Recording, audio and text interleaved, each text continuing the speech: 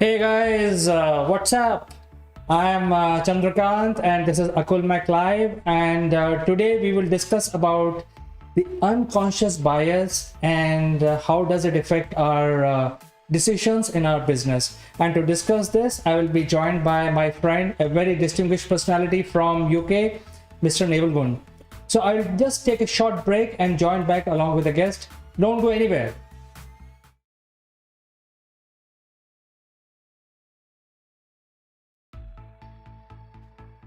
Good morning, Neville. Welcome to the show, and we are looking forward to this great discussion today about unconscious bias. How are you doing today? Good morning, CK. Good morning, everybody. Unconscious bias. 2 words, my goodness, for a Friday. Bit complicated, you might think, but it's things that we do automatically without even thinking. And we do them automatically because we've experienced them time and time again, and that's what we do. What things do you do automatically, CK, without even thinking about it? Well, I think there are many things, and within my mind, I'm pretty sure that whatever I'm doing is right, no matter what. Even if my father tells me to do it, I know for sure that this is right and this is wrong. And sometimes if I think now loud with you, that it can be sort of not very flexible nature, because based on my experience, I have sort of hardened on those decisions. So this is what I feel, Neville. I take decisions all the time. I mean, it's good you take decisions, but as you say, those decisions have been hardened over time because you do them frequently, and the thing about that is if you do something often enough, you forget what you're doing, like brushing your teeth, like making a cup of tea, like getting out of the same side of the bed every morning. We do this automatically. Let me ask you a simple question, CK. Here you go. Here's one for you. Which sock do you put on first?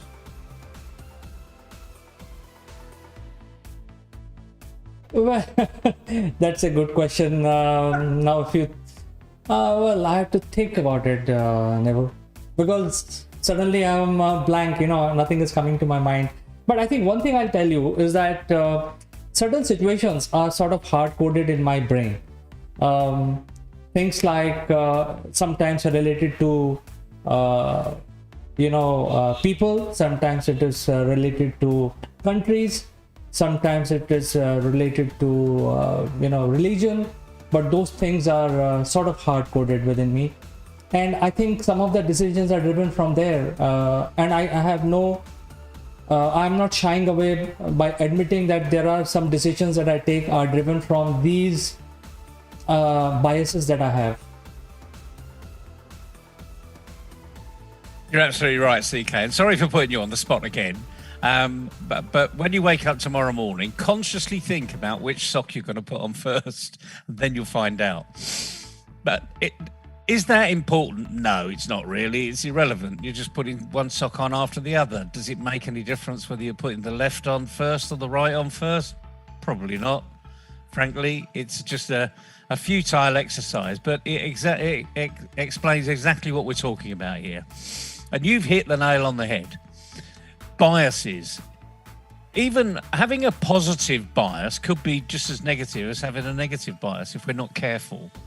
And let's just focus on networking, because this is a huge subject. But let's imagine now we're walking into a networking arena, and there's lots of people in there, and there's someone you've never met before. But you look at them and you think, I don't like that person. You've never met them, but your unconscious bias has taken over, and you will go and avoid talking with that person. And it's as simple as that. Have you ever experienced that in your... I've experienced that in my life, frankly, until I realized what was happening. Have you ever experienced that, or you seen it happen, CK? Absolutely, Neville. It happens all the time, especially when you're traveling and then you are very cautious. When you're out of your comfort zone, out of your home, and you're traveling somewhere, you're obviously very conscious because you're not aware of the surroundings and you're not very free and you're observing everything. And in that scenario, you will see some people whom you don't like just because you don't like them. So I think there is a bias right away because you just don't like them. That's it. So it happens all the time, Neville. Yeah, you're absolutely right. Just because you don't like them, you've programmed yourself not to like that type of person. And let's look at the consequences of veering away from that type of person. You could miss a really good conversation with someone who's got a huge amount of experience in a place where you want to go as an organization. They may just be that person that is going to make a difference in your world. But you don't know that because your unconscious bias has kicked in and you say, talk to the hand, don't go anywhere near this person. If they come towards you, turn away and go and talk to somebody else. And these are things we do automatically.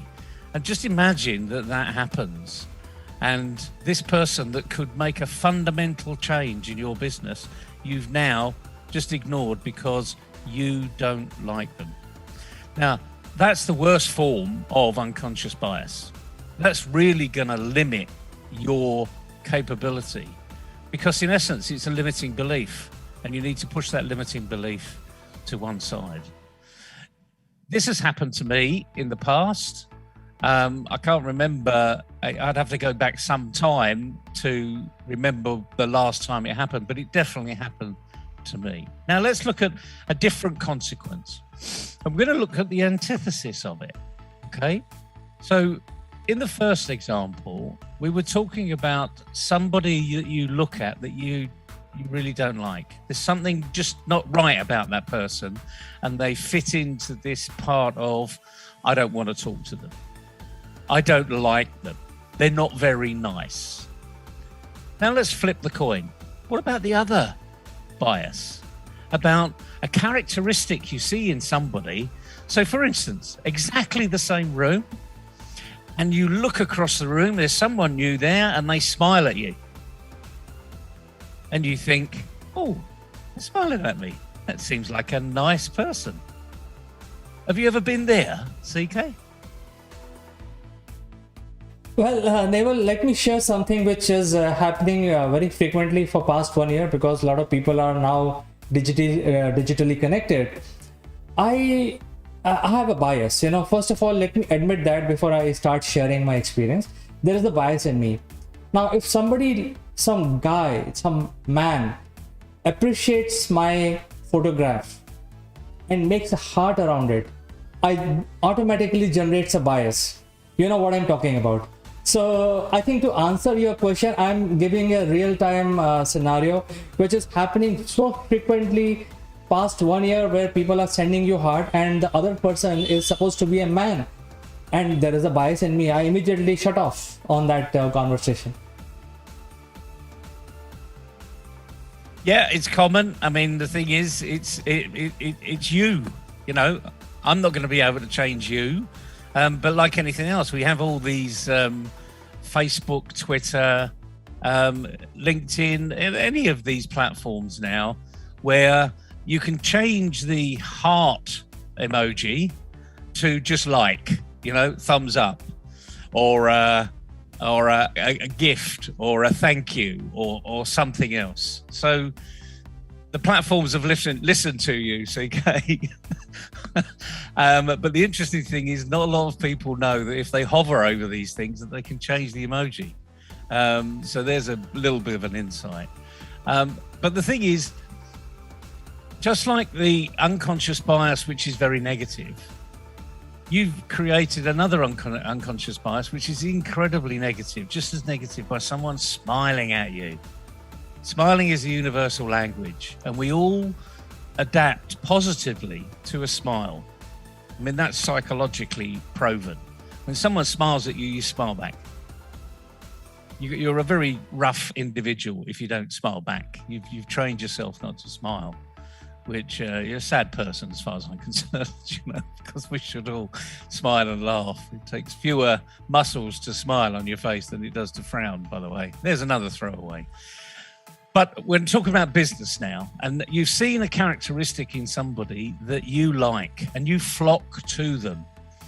And the problem with that is it takes away all of the other characteristics that you're looking for. So just because this person has smiled at you, or they've written an article and you see this person, you think, oh, they wrote a fantastic article. It may not have been them that wrote it. Someone else may have written it for them and they just put their name to it. But the point is, there's something that kicks inside that says, that's a smart person, I want to talk to them. And it could be a complete and utter waste of time. And that's why the unconscious bias in that arena, seeing something really positive out there that you relate to in your past, because that's what bias is. You're relating to something that you've seen before, and the more you see it, the more you relate to it, unless you fight it. And today's program, I suppose, in some respects, is having the mechanisms to fight your unconscious bias, because you could be missing out on opportunities. As we said in the preview to the program, it could be your biggest ally or your biggest enemy. So, biggest ally or biggest enemy, CK? Which one do you think it is with you? Well, I think it's my biggest enemy, and let me narrate another incident which happens very often. And that is, if you're sitting in a meeting room and you come across a presenter who is starting to give presentation. It's a very normal occurrence. It happens with everybody. It happens with me. And now, since I'm talking to you, I'm opening myself and telling you what I've experienced. So now he'll start from acknowledgement, blah, blah, blah. This is what I am. This is about my company. The A, B, C, D. It goes like a very, very, methodical flow. And for me, it's very boring. My mind is already telling me, hey, I've seen these presentations 1,000 times, maybe 1,000,000 times. Come to the point straight away. So that straight away is a bias. When I think of it, it's a bias. I don't want to listen to his background and his company profile. I'm too eager to jump to what is the context. And that could be a bias within me. You're absolutely right, CK. And the interesting thing is, as your mind is thinking, get to the point, I've heard this before, you're shutting down. You're not listening to what that person's saying, because you're in your brain, there's someone going, boring, oh, get to the point, yawn. And the thing is, I can see you smiling, and the point is, we all do it. It is probably one of the worst things you could do. But we're humans and we've got unconscious bias.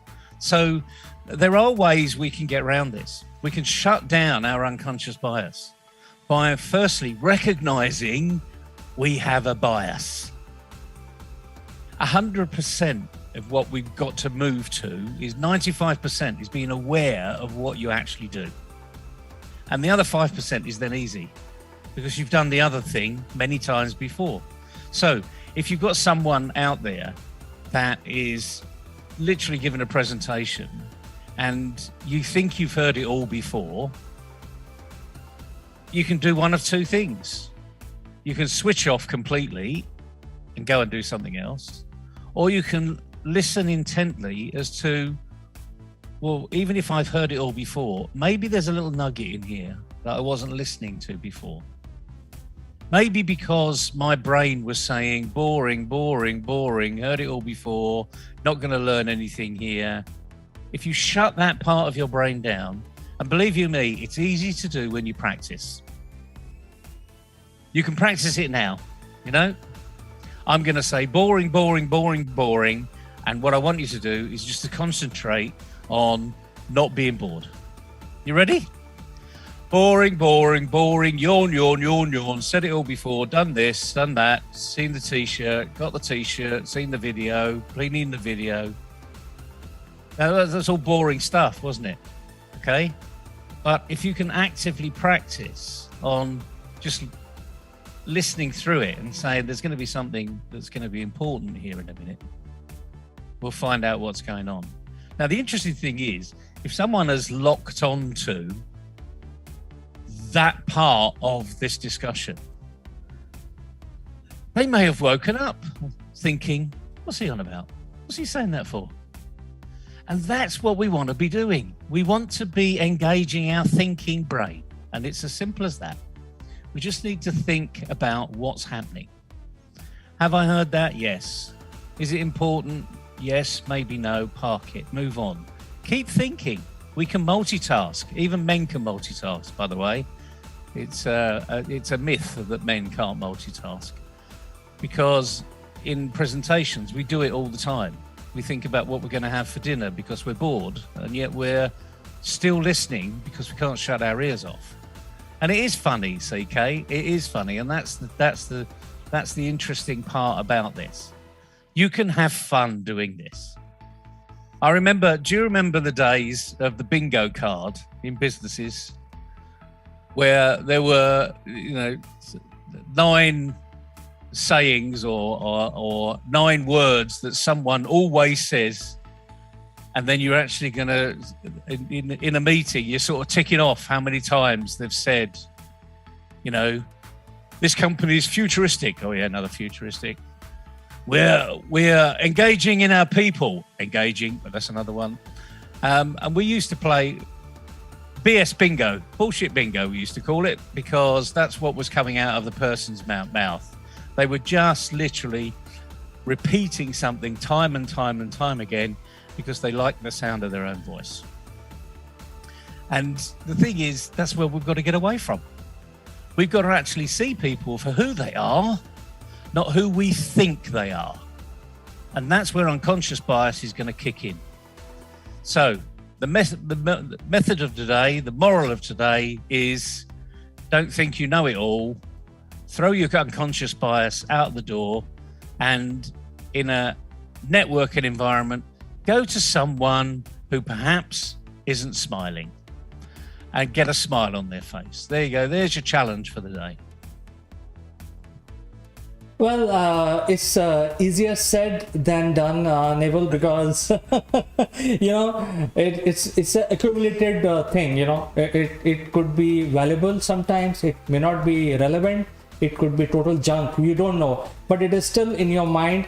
And the way we are calling it today, and the subject is very apt. It is unconscious. Things which you don't know that you're doing. For instance, if you I'm an Indian, I have certain way of lifestyle, and if I go to Thailand and I follow my lifestyle in Thailand or any other country, they may think this lifestyle is not what we are looking at. So similarly, when a person from UK comes to India, they can turn into a complete spectacle. So we are all spectacle if we go to a different culture. All of us can be a spectacle when I go to Thailand, or if I go to US or Brazil, because I think that is something unconscious, and we are just doing it because it's there in our mind. For example, let me give an example. If you're in US, the standard hello is how are you? Right? That's the standard hello. They don't say good morning, hello. They will keep saying how are you? And they don't even wait for you to respond. I mean, maybe there is another, a person like me, like to say, hey, yeah, I'm fine. But the other person has moved on because for them it's just howdy. How are you? Howdy. And then they just move on. So it's unconscious for Americans, whereas other national may want to seriously consider this as a gesture of responding. So here somebody asked me, how are you? And I am thinking, hey, he's really concerned about my health. I should tell him, oh, I'm fine or I'm not fine. I want to indulge in some discussion, but this person has already moved on because he has this subconscious method of doing things. So easier said than done, Neil. Any last comments on this? You're right. It's easier said than done, but you've got to start. I mean, it's as simple as that. You need to. The first thing is be aware. So, if you're about to ignore something because you've just seen something you don't like, think to yourself, hang on a minute, is that me just being biased? So you have to be aware of it initially to be able to make the change. And if you're not aware of it, it's never going to happen. So you're always going to do the same thing. Let's look at doing something simple, okay? Because this is about having a habit, okay? Well, let's see how quickly you can break that habit. I wear a wristwatch, and I wear it on my left hand all the time. I never take it off. So here's something everybody could do. If you've got a wristwatch, take it off and put it on your other arm. And then work out when you stop doing that. Hang on a minute. Oh yeah, it's over here. Just work out, when you actually stop doing looking at the wristwatch on the left hand and look at it on the right, because you have changed your habit. Now, I've got added advantage here because this is pretty heavy watch. This is not light. Okay. So I can actually feel it now consciously. Okay. Unconsciously, I'm still going to do that. But consciously, I can feel this over here. And the interesting thing is, it won't take you very long. Forget about 21 days to change a habit. It might take you a few hours. It might take you a couple of days. But it will certainly be less than a week, because you're going to be now more aware of it. You're going to say, oh, that's pretty stupid. It's over this side. And you can say that to yourself, okay, because no one wants to be stupid. Okay, no one wants to stick out. But the thing is, only you will know. No one else will know. Especially if you're in an open environment. If you go like that and then go like that, no one's going to even notice. Okay, so that's one little exercise you can do that will see if you can change a habit, and then you can say, actually, it's pretty easy to do. So once you practice one thing, you can go and practice something else. But it is a limiting factor in your personal and business development. And that's really the message of today. Unconscious bias could really negatively affect your business and your business growth. And here's the knock on here. Let's just say that person is a dignitary, very quiet individual, doesn't smile much because it's just not, they're shy. It's not their persona. Okay? They're the ones that got the problem, not you. And if you were to go over to them and have a nice, friendly chat, they could be friends for life. And they could open doors for you, even just personally, just to make you feel brilliant, make you feel good, make you feel part of that person's network. But you'll miss that opportunity because of your unconscious bias. So there is a moral here, particularly in the business world. Put your unconscious bias to one side and get on with it. Because if you don't, you're missing an opportunity. Who knows where that opportunity will take you? Fascinating discussion. We tried to wrap it up in a fairly short period of time. There are so many examples of unconscious bias in our life. Listeners can put in comments about where their unconscious bias has taken them, how it's affected them. And the point is, a lot of people don't even know they've got one. But you have. And now to find out is, what is it? What does it do? Is it really helping you? Because it could be helping, but the likelihood is it probably isn't. So fantastic discussion today, CK. It's a huge arena, and it really will tell us more about who we are than who other people are. Neville, thank you so much for sharing your thoughts and giving so much wisdom about this very important subject. I think the message is your subconscious bias can make you a successful person in life, but the same subconscious bias can also make you a failure. It depends on the situation. So I think it is important for all of us to understand what is our unconscious bias. So I think we should spend some time understanding our personality. And I think we are running a series. If you have an opinion, you can share with us and we can come back on the same subject, because this is a very big subject. We cannot finish off in 30 minutes. So if you write to us, we can bring that particular subconscious bias as a discussion point in future. Naval, thank you so much. And I will catch up with you next week, same time. You have a nice weekend.